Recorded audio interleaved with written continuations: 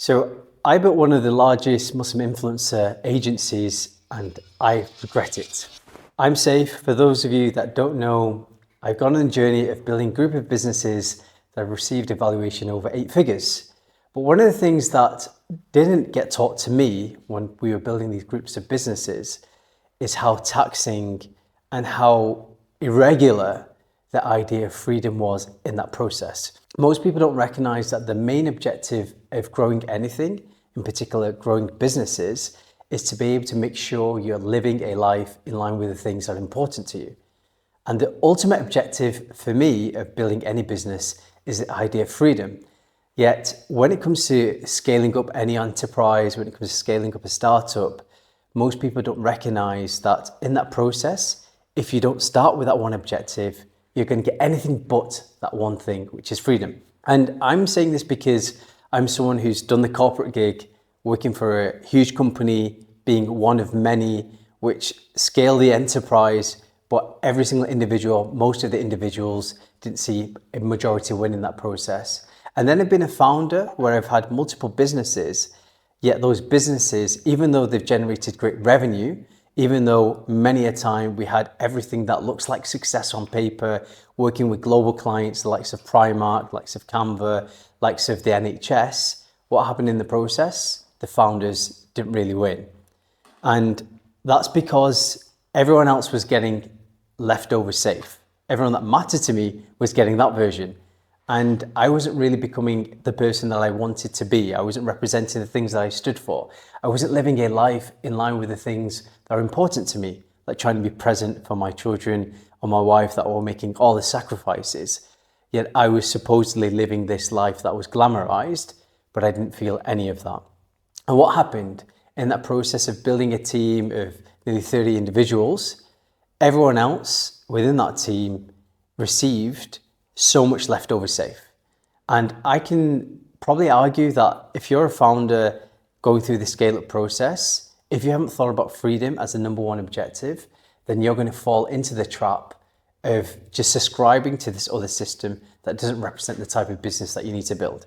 So I want to talk about this idea of not building a company that you regret, but building a company that's systemized, that thinks about scales, because systems scale, people don't. And the number one thing with this process is, as you've probably seen with the other videos in this channel, we are focusing on the idea of building a personal brand.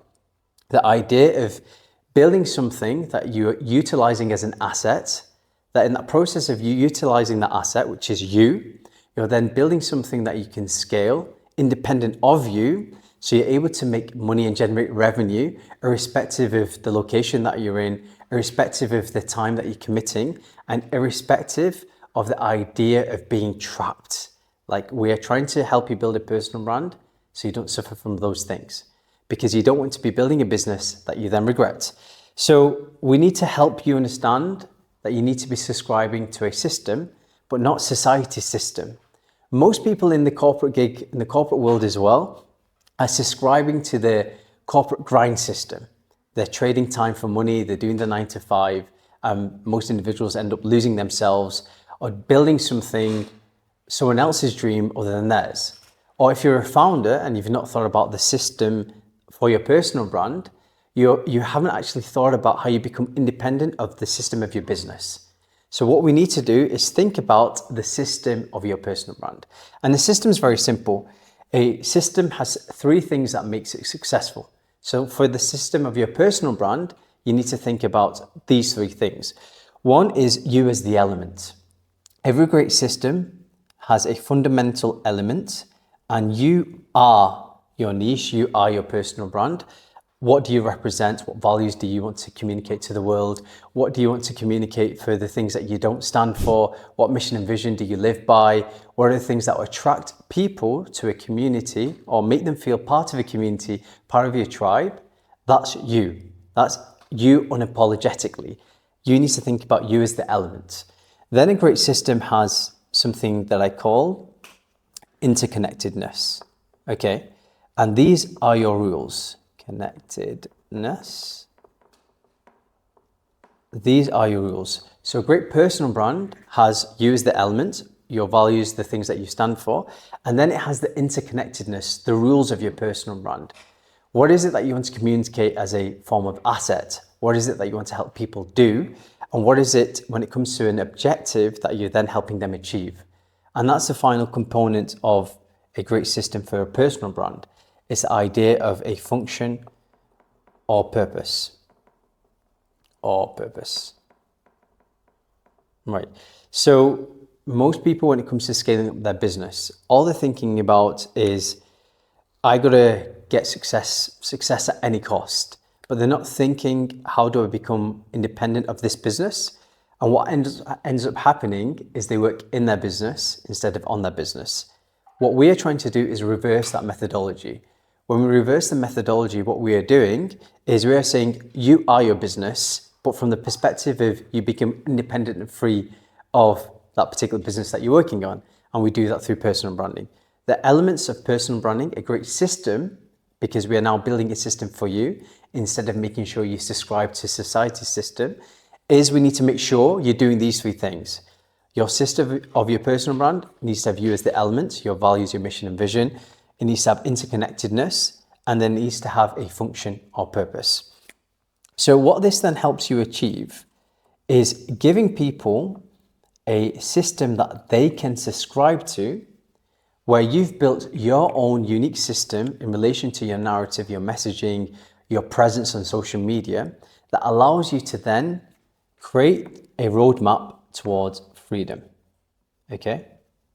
Because great systems, great results, most of the time, it's sacrificing you for the results for other people. But we are doing here, what we are doing is we are trying to reverse that particular process. And a great example of this that I need you to think about is, we are trying to help you build your freedom formula through the personal branding. You're building a system that supports you getting to an objective, which is you becoming independent of that business. Why is this important? Because in the process of building a startup, if you're not thinking about freedom as the objective, what ends up happening is your business starts to consume you. If your business consumes you, what you end up doing is start to get distracted, you start to feel lost, you start to not give the people that you care about the best and most authentic version of yourself.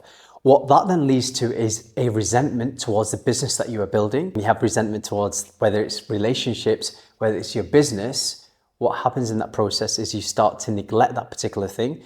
If you start neglecting your business, you end up regretting it. If you regret your business, most likely you won't stay committed to it, and then your business fails or your business folds. What we are doing is we are helping you appreciate the process of becoming independent of that. How do we become independent? We are building that personal brand. That personal brand is you systemized. When you're systemizing yourself, what happens is people start to understand you as an asset. When they understand you as an asset, they start to appreciate the value that you bring to the world.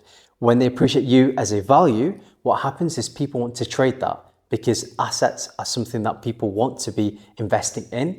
And when people start investing in you as a human being, you start to build a personal brand that creates a freedom, because you've got something that generates revenue irrespective of time, location, or irrespective of how much commitment you give to that particular thing.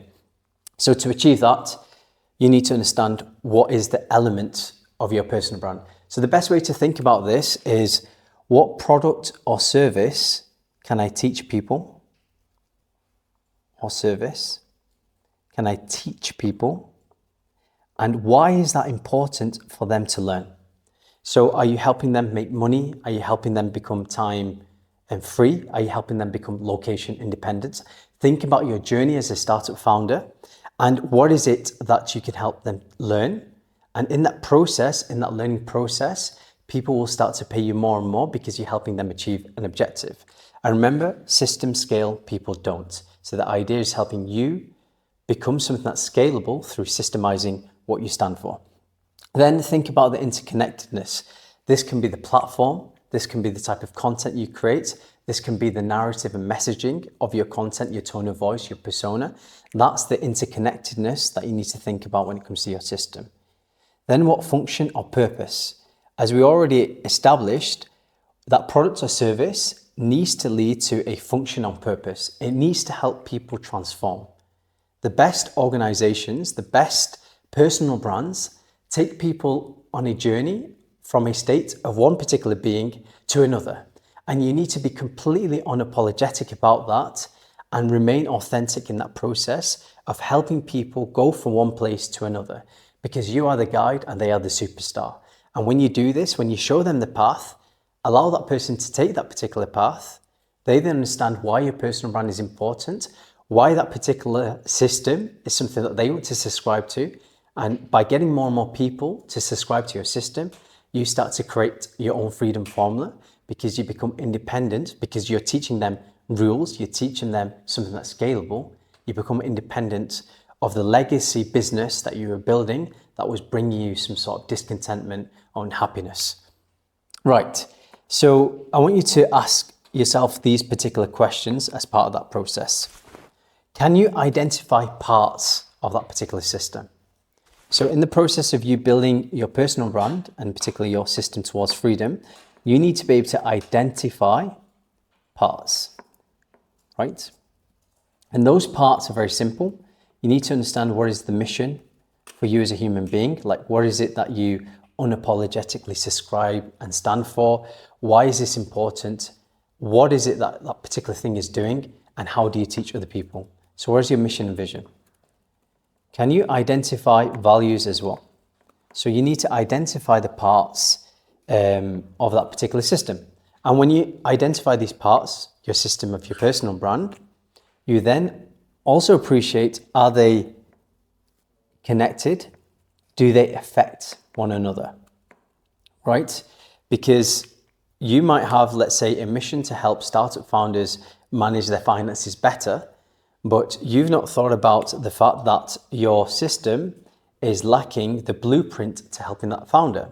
As an example, you might be an accountant that is teaching that particular process. So can you identify the parts? Because if you identify the parts and understand the interconnectedness, like, do they affect each other?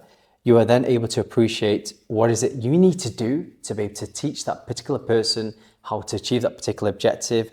The more people you teach, the more you systemize what you stand for. The more you systemize that, the more content that you can then create. The more content you create, the more that you're able to encourage someone to buy a solution from you that is either pre-recorded, that is a digital asset that allows you to become independent of you needing to be in that process. So you need to identify the parts. How do they affect each other? Okay. And then do those parts produce an effect? Okay. That is different from the effect of each part on its own. So do they produce a particular effect that is different from the effect of each part on its own? That's the third part of this. Do they produce an effect together?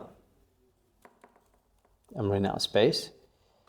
And let's just put effect here. What effect does it have? And combining those particular things, your tone of voice, what you stand for, the product you are building, when combine these things, do they produce something that makes a person transform?